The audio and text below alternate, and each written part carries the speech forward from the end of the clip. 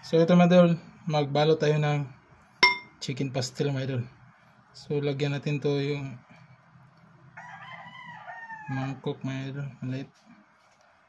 Tapos lagyan ng kanin.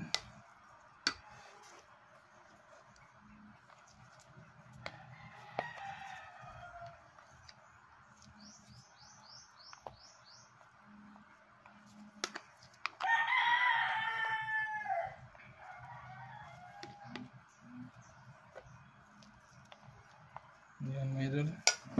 Tapos ilagay sa dahon. Yun.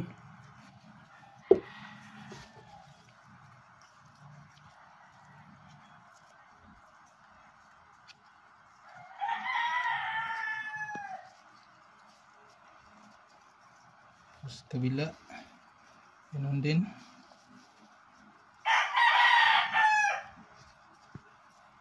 Bago yupiin mga idol. Ano sa ilalim.